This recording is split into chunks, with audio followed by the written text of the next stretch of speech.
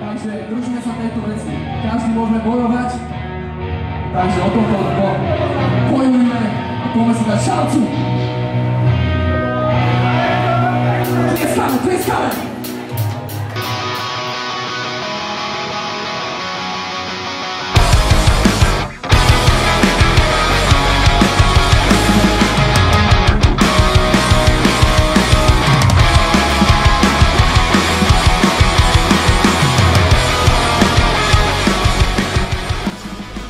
Takže my sme kapela Cherry Street, sme z Trenčína, 5 sme v kapele, toto je Galo, toto je Mentos, toto je Kubo, tam naľavo v tej čapici. Takže tak, povedz niečo ty môj. Tak čo viem, kapela vznikla v 2016 sa mi zdá. 2015 vznikla kapela na konci roku 2016. Nie, akože kapela vznikla v roku 2015 a trvalo nám asi 3/4 roka, kým sme nahrali, alebo teda nacvičili nejaký program, vymysleli pesničky a v 2016 sme mali prvý koncert.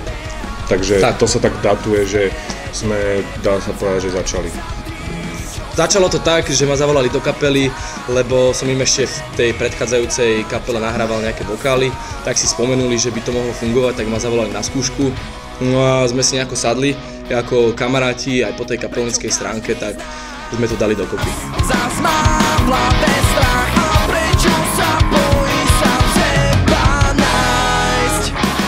Tak ja som sa napríklad dostal k hudbe tak, že sesternica je speváčka a ona spievala v jednej kapele a bol tam aj bývalý basač z našej kapely a ma zavolal, že či by som mi nešiel búchať, hovorí, že otec je bubeník, má bicie, takže že možno by to šlo, tak vlastne tak som ja začal a samozrejme, že na začiatku boli strašne zlé.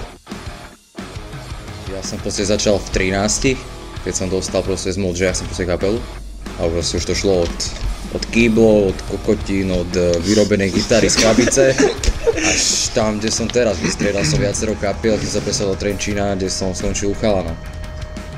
Keď som mal asi 15 rokov, tak kamaráti chodili vo vyhrnutých ponožkách, akože Blink-182 z Ameriky, takže sa mi to strašne zapáčilo a odtedy som začal počúvať takú hudbu, ako je punk rock a podobne. Takže žil som tým štýlom a odtedy sa to so mnou vlečie a vlastne preto hráme aj taký štýl, aký hráme.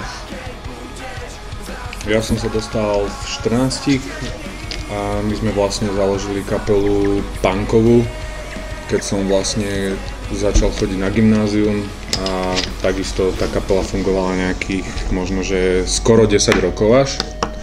Potom išli ďalšie kapely, až sme vlastne sa dostali k tomuto. Každý si myslí, že raz bude šťastný, že príde chvíľa, čo všetko zmení navždy. Tak všetci kráča. Opíš názvom pesničky, nemusí byť vašej, svoj deň dnešný.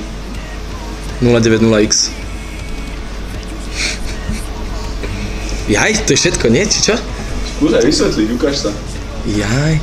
Nebe stále do telefónu. Nie, lebo keď sa... Myslím si, že 090X, lebo keď proste sa dohaduješ na koncert, tak každý si medzi sebou vyvolávame do práce, potom, že... Nie, tak ale proste, tak to vieš. Poď na to. Ja mám unavený a zničený. Po celom týždni, nevyspatý, ale nie rozjebaný, iba unavený. Kamoško, práve si mi ukradol to, čo som chcel povedať ja, takže mi to len vzúči mucha. Dobre, Tomáško? Ja nepoznám moc pesničky, tak ja... Si vyhral. Takže ako vzniká naša hudba ako texty, hej?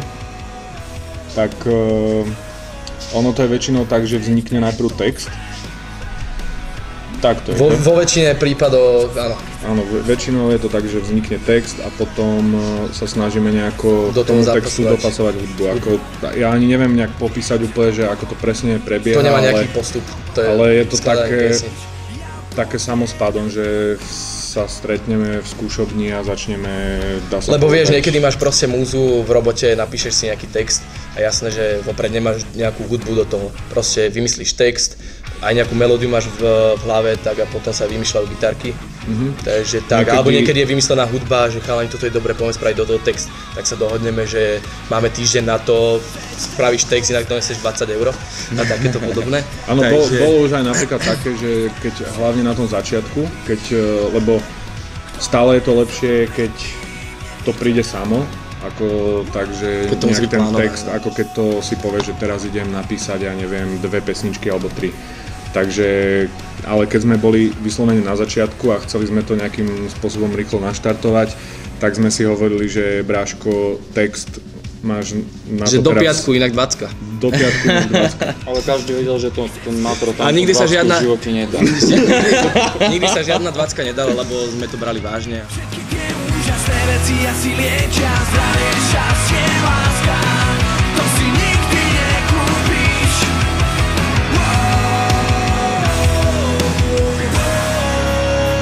Veď tento svet... Čiže ja snažím vyhýbať niektorým veciam v textoch. Hej, my sa snažíme ten text naozaj urobiť o niečom, aby mal nejaký myšlienku a nejakú myšlienku, aby mal, lebo niekedy bývajú aj také texty, aj na Slovensku je veľmi veľa takej hudby, ktorá spočíva v takých textoch, ktoré jednoducho sú spájané slova, ktoré dobre spolu síce znejú, ale nedávajú nejaký zmysel.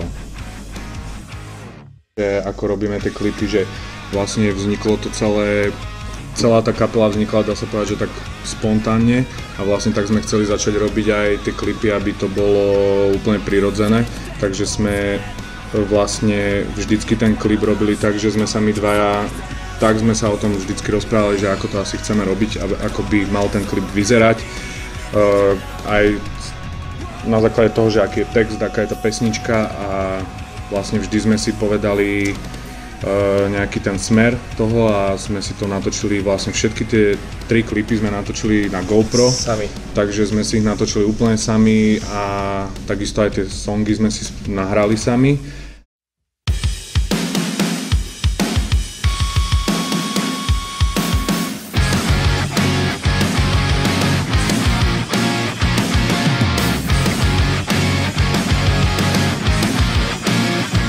Ja robím tú hudbu a mám tú kapelu kvôli tomu, lebo ma to naplňa, je to pre mňa rodina, sú to moji najlepší kamaráti a robím to aj kvôli tomu, že nestrácam čas niečím, čo proste mi do života nič nedá. Viem, že tá hudba mi dáva nové zážitky, proste kamarátstva a nejaké skúsenosti aj čo sa týka v tom hudobnom svete, takže... A najdôležitejšie, že milujeme hudbu, ktorá je v podstate kapelová, nie elektronická, čiže preto máš kapelu a hlavne je to tá radosť, že ten koncert máš jak za odmenu, stretneš sa s tými ľuďmi, zabavíš sa a zabavíme sa my, zabavíme sa ľudia, spoznáš nových ľudí, máš nové kontakty a aj tie cesty na tie koncerty sú kade, hlavne aj tam je ešte väčšia zábava koľko razy, vieš, takže to je jedno s druhým a máš proste výlety, vidíš nové mesta, kde si napríklad nebol, šnúry, koncerty s ďalšími kapelami, ktoré sú s kamaráte, priateľské, takže vieš. To máš jak rodinu, tak prečo chodíš babke na obed, lebo ju máš rád. Máte nejaké rituály pred koncertom, ktoré pred každým... Rituály? Pivo Becherovka. Toto sú naše rituály, že ideme do toho. Že ideme na to, majse. Takže majse a ideme tam. Ociapkáme sa k teplí chlapci a... Mentosko, máš na to. Ideme. Nejaký najvtipnejší alebo najzaujímavejší zážitok z koncertu? To sú také veci, podľa mňa, ktoré tu nemôžeme hovoriť. Neboli dobre dávať. Nemôžeme tu hovoriť, lebo stalo sa to minulý rok tuto, keď sme išli na diaľnici v aute. Nie je vhodné toto púšťať do éteru, tam by mala byť cenzúra, takže to... My to tak radi zaobalíme, že máme strašne veľa zážitkov a veľmi málo spomienok niekedy. To je Presne tak je to.